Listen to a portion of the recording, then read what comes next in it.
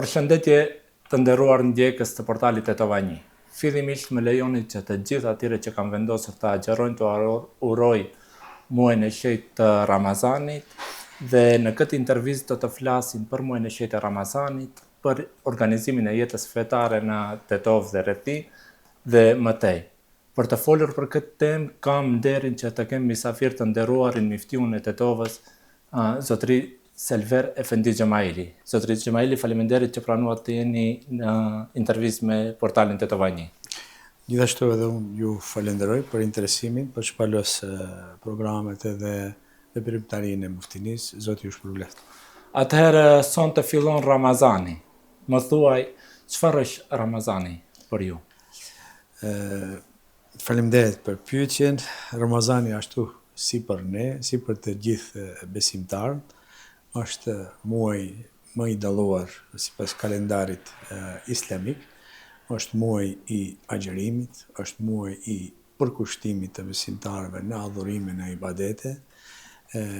Ajo që karakterizon më kryesorja këtë muaj është muaji i Kuranit, për arsye se është shpallur Kurani fisnik. Pra gjithashtu është edhe muaj i agjerimit. Pra është një ibadet i veçantë që realizohet, që është fars, që është obligim të realizohet gjatë këtij muajit, duke u bazuar në ajetin e Kuranit fisnik që Allahu fuqiplot thotë: "Wa kum bar agjerimin obligim", ashtu siç e kishin obligim edhe umetet edhe pejgamberët e mëparshëm, me qëllim që të arrijmë te devotshmëria, te takvallëku, te përmirësimi moral, te vetëdia e përgjegjësisë më e madhe, pra që të dalëm nga muaji i Ramazanit më të begat, më të njerëzishëm, më të përmirësuar, më të fisikruar e kështu me radhë. Është muaj në cilin besimtari përkushtohet edhe më tepër dhe jo vetëm me agjerimin, por brenda këtij muajit ka ibadete të lloj-llojshme, ashtu si shtohet edhe namazi Taravis, të cilën fillojmë nga sonte, gjithashtu edhe aktivitete të nduarta realizohen gjatë këtij muaji, qoftë brenda xhamive, qoftë në institucione tjera, siç është Pallati i Kulturës apo institucionet tona të cilat i kemi në disponim, por një element i veçantë që besimtarët gjatë këtij muaji janë më solidar, më human, zgjatin dorën ndaj njëri tjetrit, ndihmohen mes vete, shtrojnë iftare e kështu me radhë. Të gjitha këto elemente e bëjnë një muaj të veçantë, një muaj të shenjtë, një muaj të begat, një muaj të mëshirës, një muaj të rahmetit të Allahu xhalla shanuhu. Andaj unë duke qenë të përgjigje kësaj pyetje, shfrytëzoj rastin që edhe nëpërmjet portalit tuaj të gjithë besimtarëve do uroj këtë muaj dhe të dëshiroj që brenda këtij muaji të arrijmë këto begati që i afron ky muaj i bekuar. Atëherë folëm në aspektin shpirtëror dhe angazhimit të besimtarëve, por ju si myftini dhe si pjesë e organizimit të jetës fetare në Maqedoni, keni edhe ju një angazhim më të madh gjatë këtij muaji. Cilat janë ato aktivitetet me të cilat dallohet myftinia e Tetovës karshi muajve tjerë? Padyshim ne kemi përgatitur një plan program që duhet të realizojmë gjatë këtij muaji. Plan programe të cilin kemi filluar që një javë para, domethënë si pjesë e hyrjes në Ramazan, kemi patur një tribunë, një panel shkencor me gjininë femrore, të titulluar agjerimi në aspektin e juridik dhe medicinal, për sa i përket gjinisë femrore, dhe gjithashtu kishim një program, një panel shkencor të larmishëm edhe me recitime dhe ilahi dhe këndim të Kuranit në Pallat Kulturës, në moton mirë se erdhe Ramazan, dhe me këto programe kemi hapur programin e muajit të Ramazanit. Megjithatë, gjatë muajit të Ramazanit kemi paraparë disa aktivitete, disa i përmendi, nëse ndoshta edhe ndonjë do të lëshoj, por të gjitha janë transparente, janë publike në faqen e Facebookit të muftinisë, kemi publikuar, por disa po i theksoj këtu. Por çdo natë, thonë gjatë tërë muajit të Ramazanit, kemi parapar vizita të gjitha xhamive nga personeli i muftinisë. Përfshi edhe mua. Pastaj, siç e dini, ne kemi realizuar vitin e kaluar një projekt leximin e Kuranit në gjuhën shqipe nga artisti tetovar Arsim Fazlia, që edhe si vjet do të emitohet edhe në TV-kon edhe në faqen tonë për çdo ditë nga një gjus, por në gjuhën shqipe. Pastaj, në sferën e humanitetit, për çdo natë do të japim nga 200 iftare te objekti ynë te teleferiku për qytetarët dhe besimtarët të cilët do t'i bashkangjiten këtij projekti tonë, normalisht që organizimi do të bëhet nëpërmjet të këshillave edhe punëtorëve tonë nëpër xhamia.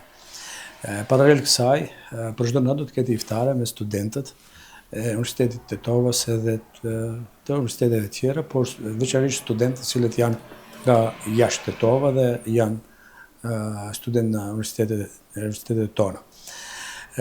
Do të shënohen ditët me rëndësi që janë brenda muajit të Ramazanit, siç është 17 e Ramazanit, pra dita e Bedrit, çlirimit të Mekës, nota e Kadrit, do të bëhen me manifestime të ndryshme nëpër xhamiat tona, me programe pak më të veçanta. Ditën e Bedrit do ta shënojmë bashkërisht me riasetin e Bashkisë Islame, që do të zhvillohet një panel shkencor. Pastaj në xhaminë e Sahatit në Tetov kemi paraparë që namazi i Taravis të falet me hatme. Çka do të thotë kjo? Gjatë tërë muajit të Ramazanit, në namazin e Taravis, gjatë faljes së namazit të Taravis, do të lexohet i tërë Kurani brenda namazit nga hafizi ynë Hafzi Efendi Ramadani, që është një e veçantë vetëm e asaj xhami, që ka nevojë besimtarët ta dinë, ata që janë të interesuar t'i bashkangjiten faljes të namazit me hatme, domethënë do të jetë te xhamia e Sahatit në Tetov. Edhe një aktivitet tjetër është kuizi i detyrisë me nxënësit e mektebeve tona, që do të mbahet 15 ditëshin e dytë të muajit të Ramazanit. Është një garë mes nxënësve për motivuar, për nxitur dhe për të zhvilluar edhe më tepër çështjen e edukimit fetar, arsimit fetar, dhe një sebeb, një shkak është edhe kuizi i detyrisë, që mendojmë i përputhet edhe muajit të Ramazanit, për arsye se sa pak më para. Muaji i Ramazanit është muaji i Kuranit, me që Kurani fillon me fjalën ikre, lexo, dhe padyshim këtë kontekst muaji i Ramazanit është edhe muaji i arsimit, dhe garimi në dituri edhe kuizet janë natyre e Ramazanit, prandaj edhe është parapaqe të realizohet, të vazhdojë. Mendojmë që një iftare kemi të përbashkët me të gjithë nëpunësit fetar dhe mutevelit kryetarët e xhamive, është tradicional, realizohet për çdo vit, dhe një iftar kemi parapar përposh këtyre që fola pak më para me studentët dhe ajo 200 iftaret, se harrova të theksoj që realizohet në bashkëpunim me disa organizata turke, me TIKA-n dhe Drejtorinë e Përgjithshme të Vakufeve, bashkëpunim me ata ajo realizohet, ndërsa një iftare kemi me fëmijët me nevoja ndryshe, që edhe këte kemi tradicional, është viti i tretë si vjet që realizojmë. Kjo përsa i përket çështjes së humanitetit, normalisht edhe përfshihet te humaniteti, hoxhallarët tonë brenda muajit të Ramazanit, si standard i kanë ligjëratat që flasën për solidarizim mes vete dhe për të zgjatë dorën atyre që kanë nevojë. Dhe do ta mbyllim muajin e Ramazanit, do ta mbyllim me një koncert i cili do të mbahet, koncert kuptohet me ilahi, me kazite, me lexim të Kuranit, si do të mbahet ditën e dytë të Bajramit në Pallatin e Kulturës. Normalisht ka edhe detaje tjera të programit që do zhvillohen. Kemi një vizitë nga delegacioni i riasetit, që të gjithë ligjërosit do të shpërndahen nëpër xhamia të ndryshme, edhe kjo është një pjesë e aktiviteteve tona, dhe besoj që brenda Ramazanit kemi lënë ca ditë të hapura për eventualisht misafir nga jashtë që mund të vinë dhe do do t'i inkuadrojmë në programet tona me ligjëratë. Nderuar mufti, gjatë Ramazanit bëhet edhe pagesa e fitrave. Po zakonisht besimtarët e kanë traditë të paguajnë edhe zekatin, edhe sadakët, por edhe atë që njohim antarësinë në bashkinë islame. A janë të rregull besimtarët e tetovës me pagesa dhe a i paguajnë në bashkinë islame apo gjejnë edhe kanale tjera të pagesës? Unë mendoj që besimtarët e tetovës, sa i njohun, për arsye se unë para se të jem në pozitën drejtor për diasporë dhe tani në pozitën si mufti i tetovës, kam shërbyer 20 vjet si imam dhe më njoh mirë strukturën se si funksionon në xhami, për arsye se e kam përjetuar vetë, dhe nga duke marrë parasysh përvojën, eksperiencën që kam punuar me xhamat, mendoj që xhamati më i mrekullueshëm dhe më i miri dhe më i gatshmi për të qëndruar pranë projekteve pozitive, humane, se xhamati i tetovës besoj që nuk ka. Mund të dukem kështu subjektiv lokalist, por e flas nga përvoja, për arsye se sa herë që është dashur për projekte madhështore, xhamati i tetovës ka qenë në krye të detyrës. Ju e dini se ky xhamat ka bartë procese shumë të mëdha, shumë të larta. Ky xhamat është xhamati i cili ka dalë në kryet e vijës Universitetit të Tetovës, kur ka qenë nevojshme, ka dalë në kryet e vijës të projekteve të mëdha, siç ka qenë çështja e Kosovës, çështja e dimjenjisht e kështu me radhë.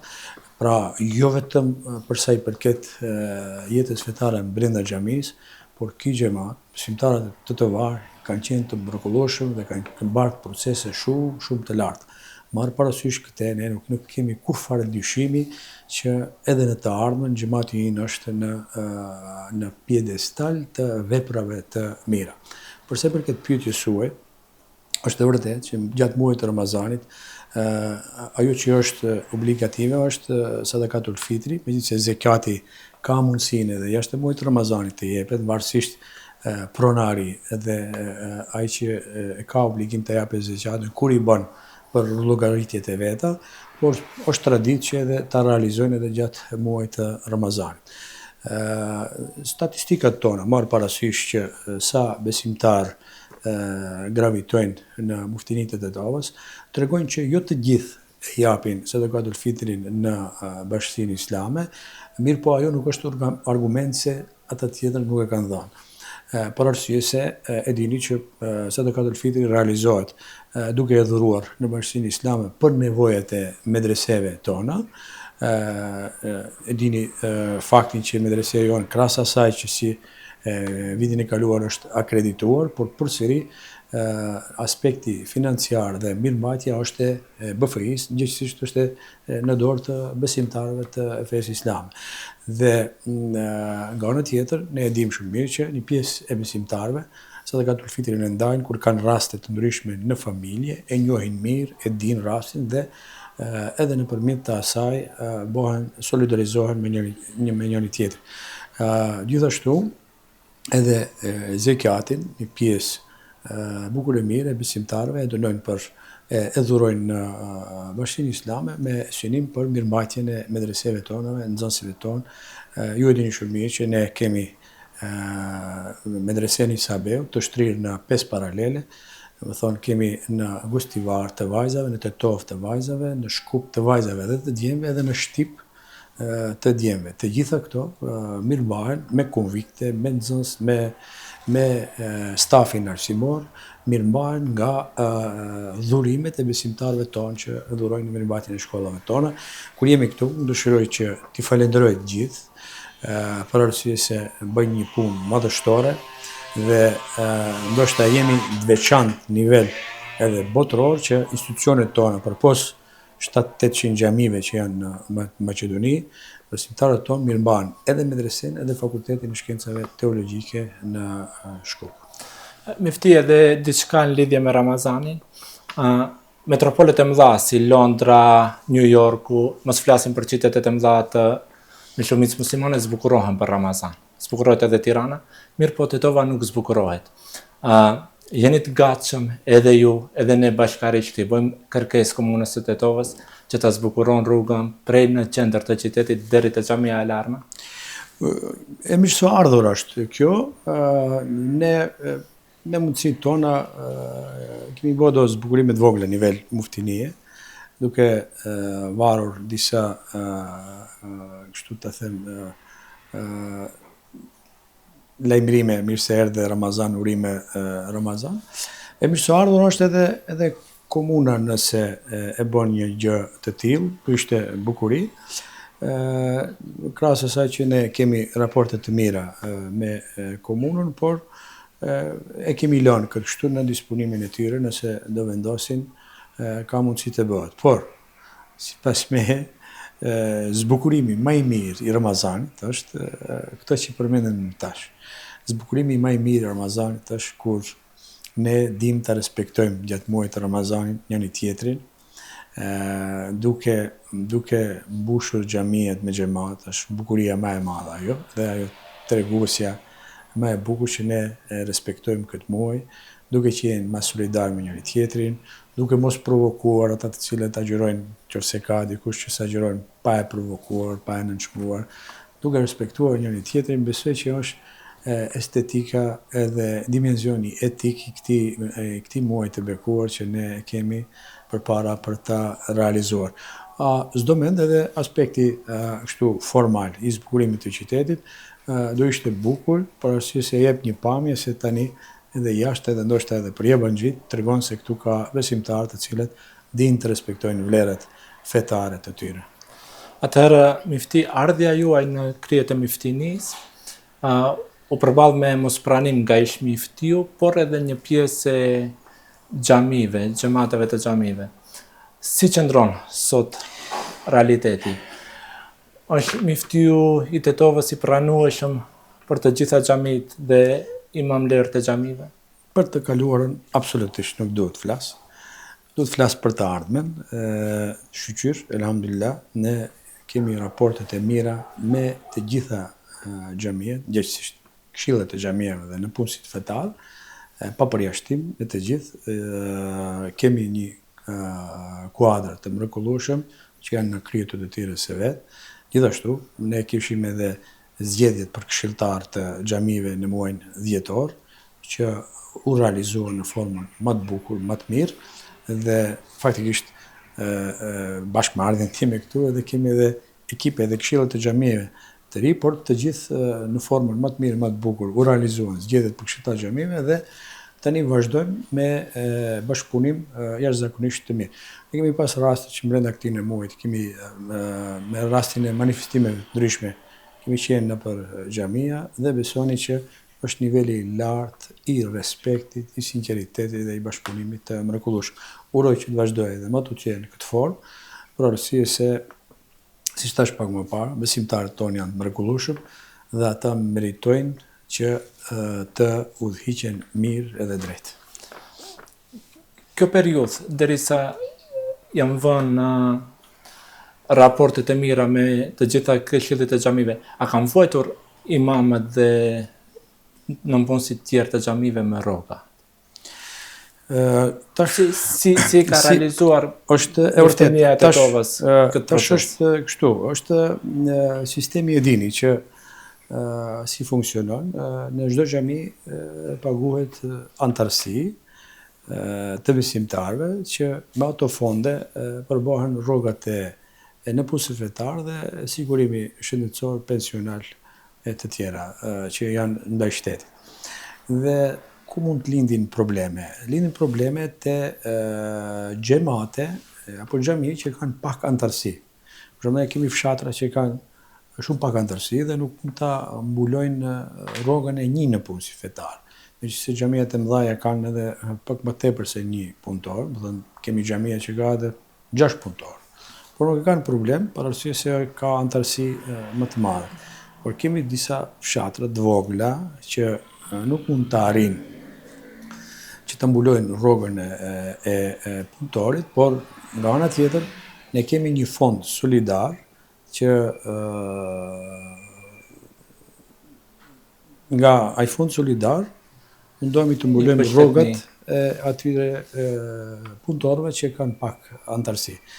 është pak me vështirësi kjo, është me vështirësi, po arrihet. Njëherë kemi vonesa, dhe më thonë, por pastaj arrim që ta mbulojmë. Është e vërtet që këtu është një vështirësi, por jo edhe e pambuloar. Në para se të fillim intervistën ishim te Arabati Babatëqe bashkë me ju, ku promovuat se keni kthyer si pronë të Miftinisë së Tetovës dhe Bashkisë Islame. Ka probleme? Domethënë, mund ta shpjegojmë rastin e fillimisht Arabatit Babatëqe për të vazhduar pastaj nëse ka probleme ose jo me prona tjera Miftinia e Tetovës. Është fakt, ishi edhe ju prezent, ishim bashkarisht atje për një pres konferencë. Realiteti është kjo, do thonë truallja i kompleksit Arabati është denacionalizuar, është kthyer më herët, thonë sa më duket 2017, mi po ka qenë një kontekst juridik mes Bashkisë Islame dhe Investitorit privat. Sektorit privat të tekstit. Dhe ajo ka qenë një procedurë e gjatë nëpër gjykata, dhe 2021 të teksti arrin nëpërmjet gjykatës ta bëj pronë të vet. Pastaj gjykata supreme mas një viti ja vërteton, do thonë, deri në gjykatën supreme çështja ka shkuar dhe me vendim gjykate e bën pronë disa objekteve, jo edhe truallit. Do thonë, disa objekte, pjesën dërmuese të objekteve. Ka një 3-4 muaj që kemi filluar ne bisedime me pronarët e tekstit, dhe ajo u finalizua me një marrëveshje, kështu që Bashkia Islame me forcat e veta, intelektuale, profesionale, por edhe me forcat materiale, do të thoje, u arrit një marrëveshje që pronësia kalon në Bashkinë Fetare Islame të Maqedonisë së Veriut, gjithsesi Muftinisë së Tetovës. Dhe kjo marrëveshje është finalizuar para një 10 dite. E nënshkruar, e përfunduar dhe tani më në dokumentacionin e kadastrës është pronar Bashkia Fetare Islame e Maqedonisë së Veriut. Por kjo çka na hap kjo? Ne kemi pas kërkesa të një pas njëshme drejtuar institucione relevante turke që merren me restaurimin, me renovimin e objekteve të kohës të periudhës osmane, të arkitekturës së lartë që ka, siç është puna e Xhamisë Pashës, kompleksit Arabati edhe Gjetiu nëpër Maqedoni kanë renovuar disa vepra shumë të rëndësishme. Ne kemi pa disa kërkesa drejtuar atyre, por ata nuk pranonin të intervenojnë në një ndërtesë e cila është kontestive aspektin juridik dhe pronësor. Kështu që me zgjedhjen e këtij problemi mes Bashkisë Islame dhe të tekstit, hapen dyert që të aplikojmë më lehtë dhe të shpresojmë shumë më shumë se do të realizohet projekti i restaurimit të Arabat. Ne shpresat i kemi shumë mëdha, jemi në procedurën e aplikimit te TIKA, organizata turke që merret me restaurimin e objekteve të periudhës osmane, dhe shpresojmë që përgjigjen do ta kemi pozitive, shpresat janë shumë mëdha, dhe në qoftë se do miratohet kërkesa jonë, atëherë në kohën në vazhdim, ndoshta 2026-2027, mos më kapni për fjalë, për arsye se ende nuk kemi prerë një marrëveshje të nënshkruar, shpresojmë që do të ndodhë restaurimi i kompleksit Arabati, gjë që do të kemi kujdes, edhe ne edhe ata sigurisht, që të ruhet originaliteti ashtu siç ka qenë, veçanërisht vlerat arkitektonike, historike, funksionale dhe të rikthehet qytetarit të Tetovës në shërbim ashtu siç e meriton një kompleksi që është Arabati Baba. Ka prona tjera që kanë konteste të tilla? Fatkeqësisht fatkeqësisht, që më vjen keq ta përmendi, fatkeqësisht disa vakufe, që janë vakufe tona, kur themi tonët, Të besimtarëve. vakufi kuptohet, definicioni i vakufit është pronë e gjithë besimtarëve. Por juridikisht, pronari juridik është Bashkia Fetare Islame, gjithsesi Muftinia e Tetovës, si përgjegjëse për menaxhimin e tyre. Fatkeqësisht ne kemi një pjesë të vakufit këtu në Tetovë, në të cilën janë ndërtuar shtëpi private dhe është një veçanërisht në pjesën mbi Arabatin edhe mbi Vorrezat, është goxha një pjesë, një tokë e madhe aty që është vakuf, shumë me keqardhje. Po e përmendi që aty janë ndërtuar edhe shtëpi private, por kemi edhe një vakuf që kemi Telash, që është këtu afër përballë hamamit të Tetovës, ose Mulliri, si është ai kafe. Aty pas, toka është komplet vakuf, por është një ndërtesë aty, është diskutabile dhe me udhëtësinë e mëparshme të komunës është dhënë si hipotekë ajo ndërtesa, dhe kemi problem edhe ata, përderisa toka edhe ndërtesë, edhe përreth ndërtesës është vakuf e tërë. Kështu të natyrës të ngjashme, kemi probleme, jo se s'kemi, por kemi edhe disa kërkesa për rikthim, për denacionalizim të vakufëve, të cilët janë nacionalizuar që nga koha periudha komuniste. Por për të gjitha ka procedurë, ka program dhe ka përpjekje për të pastruar nga këto probleme që i ka. I nderuar mufti, unë ndonë se kam edhe shumë pyetje për të bërë dhe dilema, megjithatë për hir të kohës jam i detyruar të ndal intervistën këtu për të folur për tema tjera në një rast të ditë. Unë ju falenderoj shumë që ndatë kohë të jeni pjesë e intervistës me portalin Tetovani. Gjithashtu edhe unë ju falenderoj për interesimin edhe shfrytëzoj rastin edhe një herë nëpërmjet portalit tuaj që të gjithë besimtarët të uroj për muajin e Ramazanit. Ta lusë Allahun fuqiplot inshallah me dua, me lutje, me agjerim të pranueshëm. Gjithashtu edhe juve, Zoti ju dhash shëndet edhe force, energji që të kontriboni në projekte të mira, pozitive, humane, qofshin ato të sferës fetare, kulturore apo shoqërore. Faleminderit. Atëherë të nderuar ndjekës portalit Tetovani, ishim me intervistën ekskluzive me miftiun e Tetovës në prag të fillimit të muajit të shenjtë të Ramazanit. Faleminderit që na ndiqni.